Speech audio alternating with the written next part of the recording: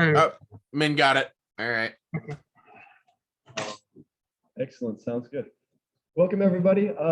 So the meeting today, we're going to go over security careers. So all the stuff we've been learning about cybersecurity, how do we exploit, if you're a fire, how do we defend? Ultimately, we'd like to do that for money. So really, this is going to be about different career paths you can take. Thomas is going to be doing the majority of the presentation. You might switch off to me, myself and Anusha. But before we get into that, we got a couple of announcements for you all. Well, first we'll throw up a funny picture and the flag, the meeting flag for today. Can we hit next slide? Sorry. Oh, first of all, announcement. Sorry, so I had that backwards. So we're interested in getting everybody's. We're trying to gauge everybody's interest for CyberCon, which is a 2-day event. I think April 28th. That way we know what kind of Airbnb we should do, if it's really possible, how much we can support from our club budget, that sort of thing. So check out the announcements channel. Look at that, Club General. React to that if you're interested. Look into that a bit, and we'll get some more info for that later after we have those results. If you want info about like what the logistics are for that, you have to. Thank you. Okay. Yeah, and so unfortunately our server is down due to the entire building apparently overheated, and all the servers are down for that. And so as a result, we don't have any CTFD for you today. Although we will have a meeting flag, I'd recommend just remembering that. And as soon as the server's back up, we'll let you all know. Have that in point. Let's do the next slide. There's the flag. Write that down. We'll definitely have you type that into our website later. And a funny meme we got here today. When a college student wants to go into VR, are they doing virtual reality or are they doing vulnerability research? The choice is yours. Without further ado, let's get right into this meeting. Thomas, I'll ask you to start us off. Yeah, absolutely. So hello, can everyone hear me in the room? Yeah. Awesome, cool. So security and going into security, there's a lot of end games here. There's a lot of careers that you can go into. I made a little flow chart here, but this is like barely any of it. There's so much more here because like there's public, there's private, there's also stuff like academic or, all that sorts of stuff. So the big stuff we're going to cover though is going to fit into these two categories. There is a public security career, and then there is a private security career.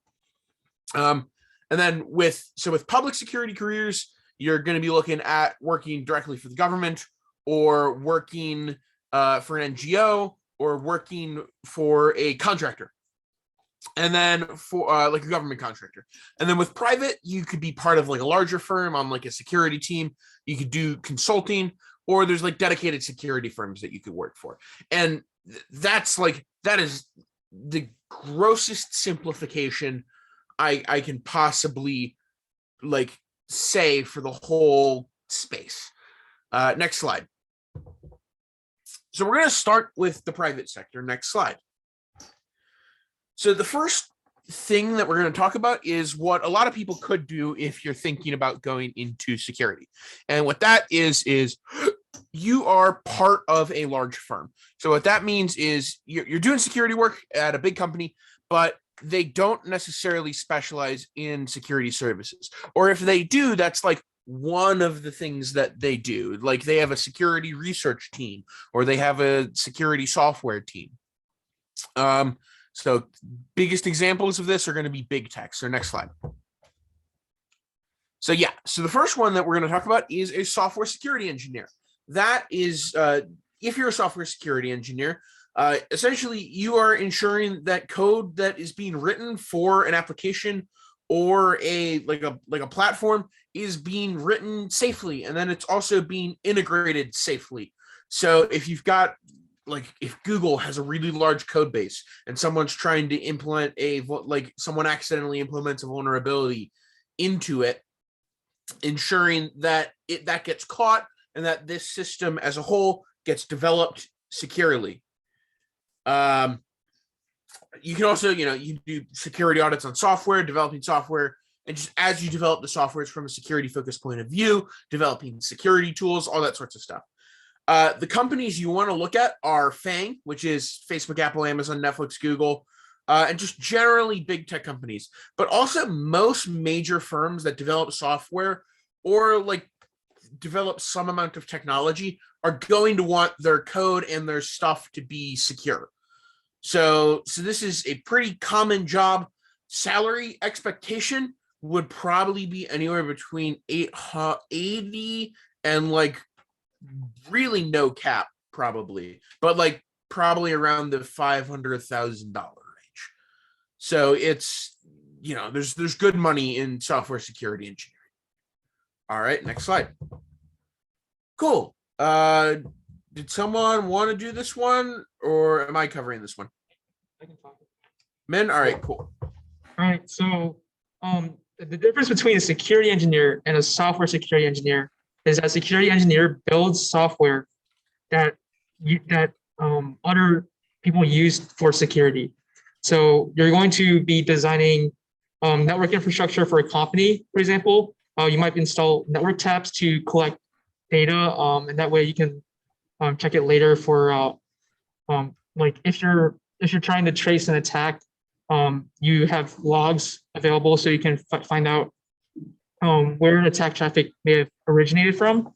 They're also going to configure system information and event monitoring, otherwise known as SIM. And again, that's for accounting purposes. And you're also going to be writing tools and scripts to automate security tasks. So security engineers is kind of like develop your infrastructure and your network in a secure way. And they also build tools to help security analysts do their job. So companies to look at, basically any company that has critical infrastructure, they need to develop like secure networks. So basically any company, and usually you're looking at a salary at around 60K to 250K, according to like Glassdoor. Okay, so security analyst. Now the security analyst will analyze systems for security vulnerabilities, and they're not doing it once; they're doing it continuously.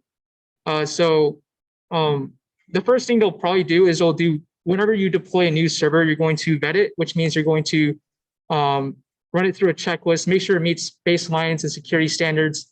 If it doesn't meet security standards, then you're going to have whoever is deploying the server not deploy the server and fix their issues before they deploy it.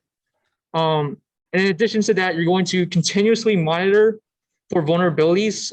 So you'll like be constantly looking at news sites, watching for new publicly announced vulnerabilities. And then you're going to look at your own assets and figure out, oh, is my asset vulnerable to this new vulnerability? So you're continuously auditing and patching the servers. And when you do find a vulnerability, then you want to escalate that and make sure that depending on how critical the vulnerability is, that it gets patched within a reasonable amount of time. So again, similar to security engineer, all companies with mission critical infrastructure will need a security analyst to do this kind of work. And then salary is like 50K to 250K according to Glassdoor. Cool. I'll be happy to take this next one. So similar to what we've been hearing, this also, of course, is a cybersecurity area here. DFIR stands for Digital Forensics and Incident Response.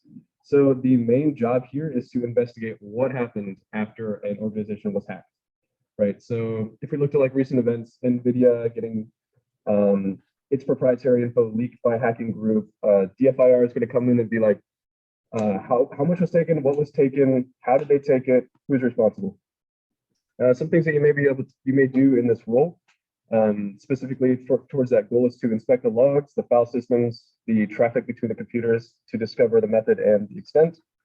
Of course, to enable this, you'll also have to ensure that the tools, that on those systems, the tools are already installed and logging sufficiently. And every company is going to need this because there is always a possibility for any company to be hacked. I mean, NVIDIA is big, but it still got hacked. So any big tech, you might be able to find a role there. Salary expectations, kind of a wide range. Again, 40K to 200K. Cool. Who'd like to take this one? Anusha? Yeah, can everyone hear me, by the way? I don't want to, like. Zoom can all kind of hear you. You might be choppy on the recording. All right, now can Zoom hear me? Yeah. Cool. All right, so security research science, this is basically like a like a specialization as part of being a research scientist in industry. So what you're doing is, I like to think of it as like being a company's pet academic, but you're basically conducting research in a company's interests. And the bigger the company, the like less directed your research gets. So for security specifically, you'd be like exploring like the security risks of like novel technologies. You'd be publishing papers and interacting super closely with academia. A lot of research scientists may even partner with like academics at certain institutions. And you're working with product teams to implement and like test your findings. So like what if you like find, you know, that like something may be insecure or that something may have like security risks as part of your research, then you can work with like a product team to kind of fix those. Companies to look at, most big tech has like pretty big research divisions. Smaller companies do tend to have them as well. They'll just be more directed. So like startups will have a really small research team that works on like exactly what the startup is doing. So if you're interested in like super directive research, or you have like a very small like niche that you want to explore, then like startups may also be a great option for like doing research long term with like being big. Salary expectations, it's like 80K to 200K and above. It does usually require PhD. That's low. It's low. So the reason it's that low, Glassdoor gives this really wide estimate because it also considers like actual academics. So I think the actual range on Glassdoor was like 40K and up, because it was like, yeah, the University of Virginia will pay you 40K, and I was like, that's because you're like doing your PhD or like, you know, working in academia, which obviously has a much lower pay range than industry. So yeah. All right, awesome. So next thing we're going to cover are like the dedicated security firms themselves. So these are like companies that will provide security services for another company, or just like security software or something dedicated to computer security. Next slide.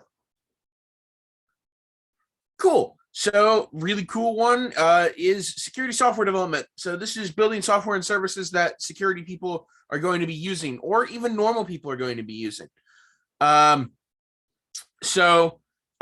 Example here, there's like, you can be like a normal software dev. This is, you know, programming, unit testing, all the stuff that you could think of. The slide used to have like antivirus on it. Did that go somewhere else? There's companies to look at, antivirus companies. I'm not sure. Okay. Yeah, there's definitely antivirus companies to look at, but like normal software development, there's programming, unit testing, except it's for a security product. So example software here is IDA, Binja, Maltego, Wireshark, but Wireshark is open source. So like you get the idea. Burp Suite. An example services, CrowdStrike, Synac, Red Team, Nessus, all of these are just example services. Companies to look at: Vector 35, Maltego, Qualys, every antivirus company. They're looking for tons of people, and your salary expectation is going to be probably around 120K plus. So yeah, next slide. And then consulting. And this is what you do at consulting is basically you work at a company or as an individual that will provide some form of security consulting to another company. Next slide. Who was doing pen testing traditional? Otherwise, I can do it. I'll be happy to take this, Thomas. Finally, the fun stuff. Yeah. So it's essentially in pen testing, traditional pen testing, when you work at a consulting firm, is that your firm is going to get hired by another company. They say, hey, we have this product, we'd like for you to look at it. And so what you're going to do as a result is you'll analyze that product. You're going to look for the vulnerabilities in the software, which you may or may not have source. It can be anything. So you really need to have diverse knowledge here. It can be web vulnerabilities. We're talking cross-site scripting, SQL injection, some of the more complicated web vulns, maybe. Yeah, I mean, they're all over the place. We could do binary exploitation. It really depends on the product that the client has. lots of popular ones today are crypto problems. So you're going to have to look at their crypto implementation, make sure they're using up-to-date, strong enough crypto, and they're using it correctly. And at the end of that process, you'll carefully document what you've done, what you've found, and you'll present that to the company and suggest proper fixes for that. And that's how you provide value to that client. Some companies which do that, you can read them yourself, Rapid7, Science Sup, etc. And this could be relatively high paying according to Glassdoor, about 119K. Yeah. One real quick thing, if you can go back to the slide. Another thing that traditional pen testing will do, you won't just look at like the client software. You can also look at like their systems. So like you can do a pen test of like their internal network and make sure that it's secure, or like trying to attack them from the outside. And this even includes things like calling up like the company pretending to be a client or pretending to be IT and trying to scam people, or like physically walking into the building. It's pretty wide reaching. There's a ton of different stuff you can do. It's I've done it over the summer for 2 years. It's great. Yeah, yeah, that's it.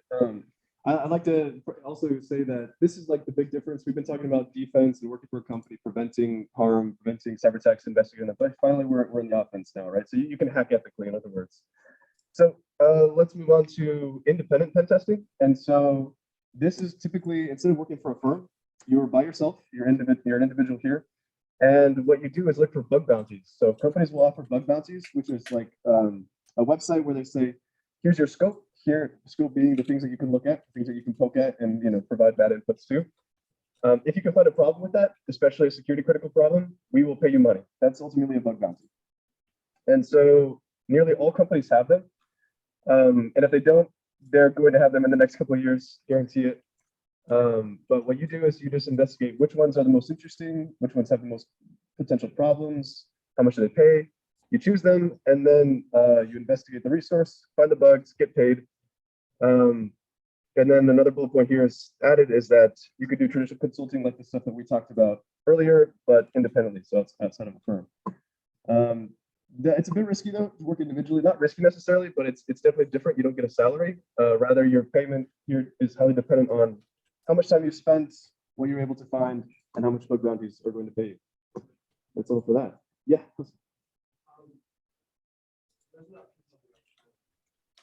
Like, do you have any tips as to like, I mean, I'm done kind of not to be get in. I mean, like pen testing, there's more of a solid answer, right? But bug bounties. Sure. Yeah, that's a good comment. So the comment is kind of like for pen testing, you have a goal, you have a target, and bug bounty is kind of more open-ended, and it's true. It's a more open-ended field. What you can kind of do is set that goal up for yourself, and so you'll say, over the next week, I'm going to look at this resource. It has this bug bounty. These are the things in scope, and I'm going to pen test that. And so that way you're directed, and you look at all the possible things in scope. So, for example, Steam, right? So Steam will say you can buy games, and the Steam store and these websites and these endpoints, these IPs, these are in scope. And so I'm going to try as hard as I can to figure out how to get infinite money on Steam, right? Or by doing some web hacking or something. And if I find that, I submit it, I get paid. And if you want to look at cynically, it's kind of like panning for gold, right? Except if you're more skilled in this field, you'll be able to more likely find the gold, right? But still, there's some chance to be had there, especially because there's lots of eyes on it already. And that's the point of the bug bounty is to secure the product. Did that answer your question? Yeah. Also, like, I know, like.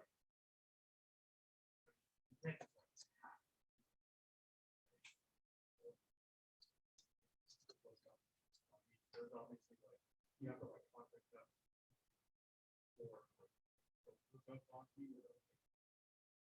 them Good questions. The question is, do you have Can to you contact echo them? what the question? Oh, wait, thank you.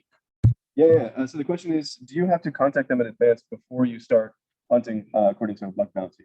And I think the answer to your question is generally no, as long as it's in scope. So they will say like, this is what's in scope. You can try all your things on this website, assuming that there's some stipulations, right? That you don't cause damage to the service and some other reasons. And if you find something, you don't use it or you don't download it, you delete it immediately and you report it and things like that. And so when you follow all those guidelines, And it may be different for each company. You don't typically have to ask for it in advance. It's typically a website where you can read all this at one time and then just go crazy on it the next day. Yeah, great questions, great questions. All right, let's move on. Thomas, I'll let you take this one. Oh, right on, Faisal. Go ahead. Oh, there we go. Faisal, you doing it? All right, cool. Oh, come in front of the camera. Where's the camera? Right here. Yeah, on my camera. All right, so you guys might be sitting over here thinking about all of the cool stuff we just kind of listed.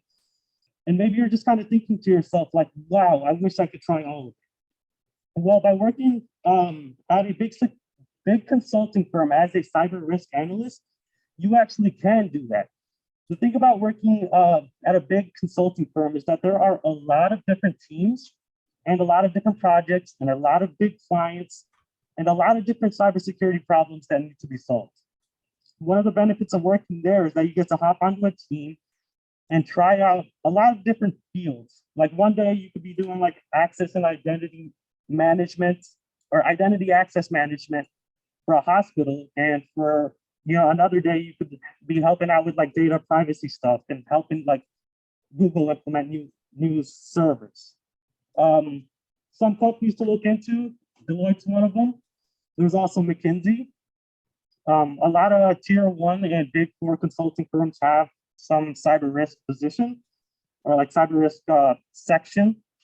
And in terms of salary, you can, like the base salary usually starts around 80K, but that doesn't take into account like experience you might have. Generally with certifications and more experience, you'll get promoted and you'll get paid more. But overall, one of the appeals for something like this is the fact that you get to try out different stuff.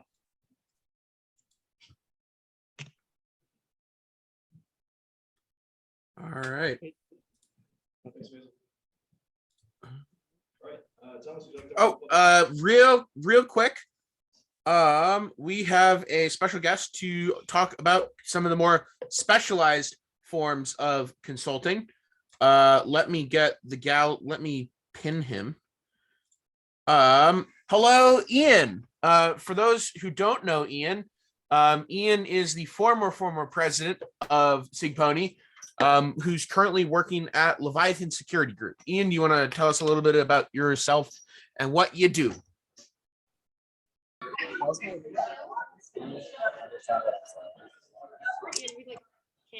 Yeah, Sorry, it's we really can't hard to hear hear you. Yeah.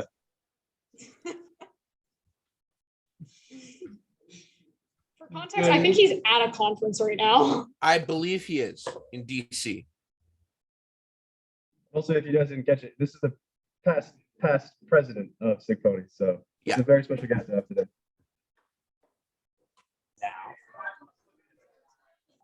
Wait, I noticed this as well.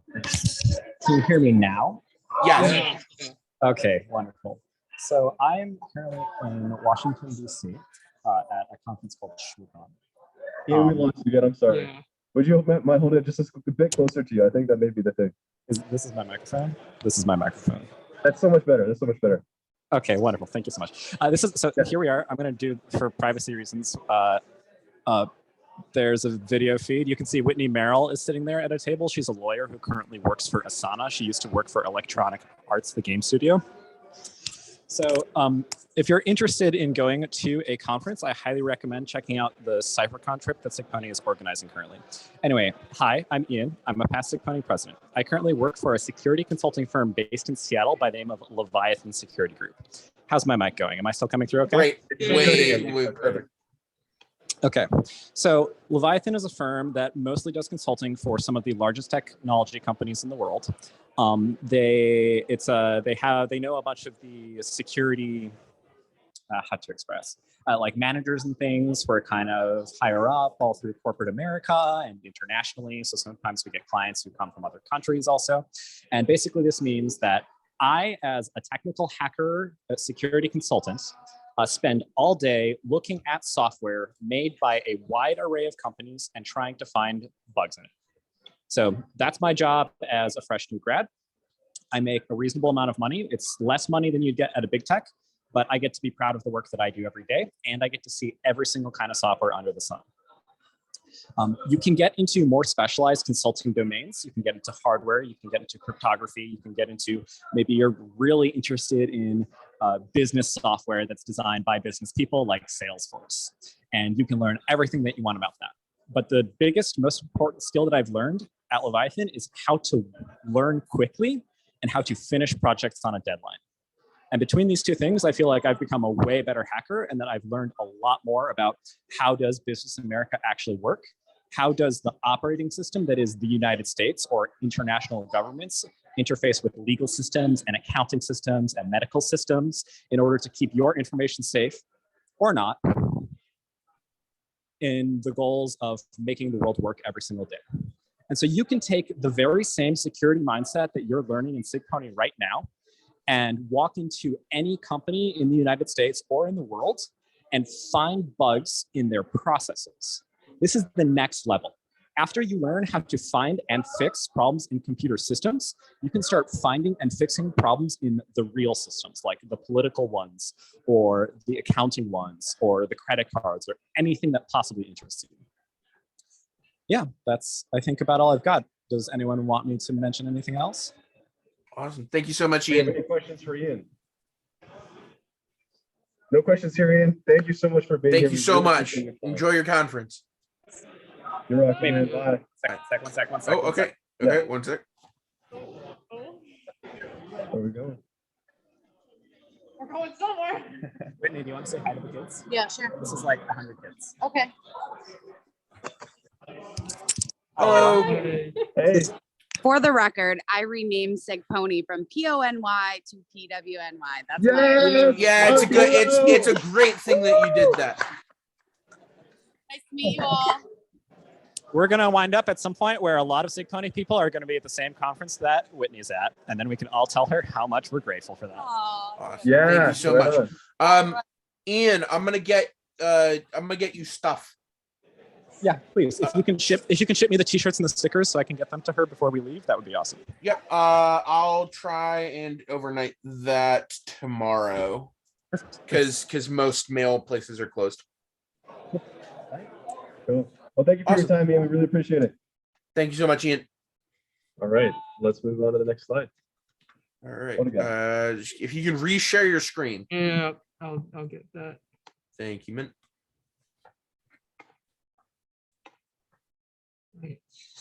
All right, awesome. So now we are going to be covering the public sector. So we've kind of covered businesses and how that's going to work. So now we're going to talk about working with the United States government, or working kind of close to the United States government or a government. So let's go to next slide. So first we're going to cover like direct government work. So that's going to be working directly for the government. So next slide. So pros of doing that, you can probably get like a pension, taxes can be easier, and the like working for government benefits go here. There's a few of them. I didn't have time to go look them up, but definitely look them up. And cons are you are stuck on the GSA pay scale, which can kind of limit you. And also when you get in government, people that get into government tend to like and stay in government. So that's, you know, those are the pros, those are the cons. Next slide. Cool. Does someone want to cover this one, or can I cover it? Go ahead, Thomas. Awesome. So investigation. So government cyber investigation and just government investigation is pretty much the same as DFIR from earlier, but a little bit more because you're taking actual legal action here. So tasks here include inspecting logs, file systems, traffic to discover the method and also the extent of incidents. So when something happens to a company in the private sector and they bring in a team to like figure out what's going on, and they figure out, oh, okay, like we need the feds to like resolve this. These are the feds. So these are the people who will go in and not only find like, oh, the log came from this IP, which is attached to this server, but then they'll go and do something about it. So this is your FBI, your NSA, your like CIA cyber ops, that type of stuff that's doing investigations into cyber attacks. You can also be doing like cyber-based information gathering. So that's just like actions under like Section 702 or stuff like that. Just a bunch of complicated like legal like investigation and information gathering on like legal information gathering on US and foreign citizens with authorization. And tasks, again, inspect logs, file systems, and traffic to discover the method and extent of the attacks. And the pay scale is it's on the GSA pay scale. I would probably put it in like lows, like $100 or so $1,000, probably, maybe lower. But you're working for the government, so you get to do like really unique government cool classified stuff. Next slide. Chris, do you want to cover Cyber Command? Is Chris there? Yeah, Chris is right here. Chris, do you want to cover Cyber Command? Yeah. So Cyber Command, yeah, you're part of the Department of Defense. Specifically, they have a term for it, Cybercom.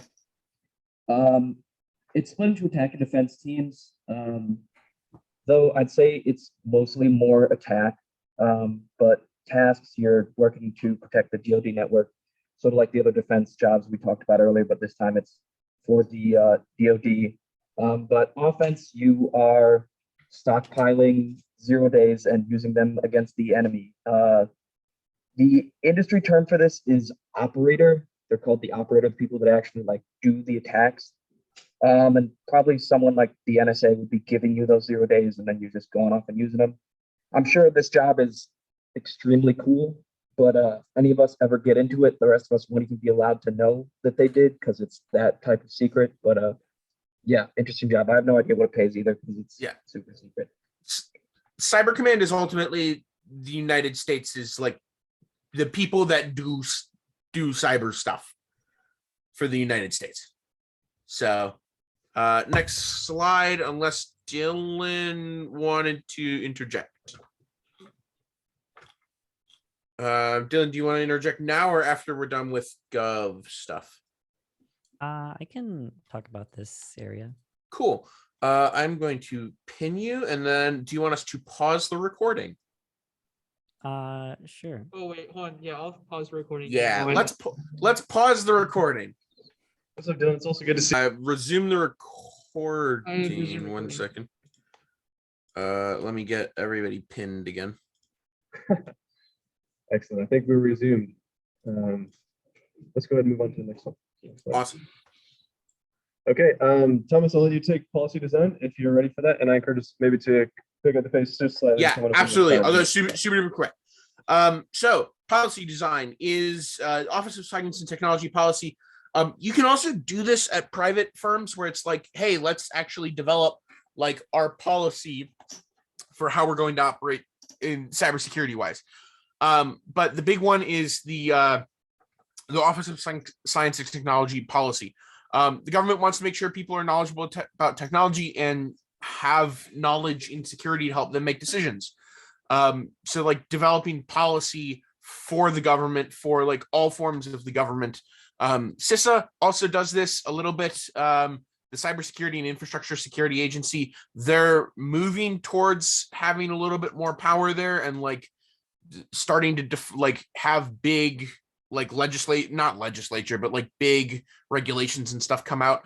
And they're trying to, and hopefully fingers crossed, become an actual like enforceable agency akin like the FTC, where what they say is not just like a suggestion, but it'll have teeth. And then also NIST, which is really important because NIST develops standards. So NIST, I think it's 801 or 802 or something like that, has a bunch of cybersecurity standards in it that are like, hey, here's a specific thing that you should do to like make sure your like systems are up to a certain standard. So that's what we kind of mean by policy. And then also like other kinds of policy design, like kind of lawmaking. So like, let's figure out like what the policy should be for something to be considered this, or something to be something to be considered zero trust, or something to be considered like Internet of Things, just kind of defining that stuff legally. Cool. Next slide. So then lastly, there are NGOs and government contracting. NGO is a non-governmental organization. This is kind of the weird in between from non-government contracting.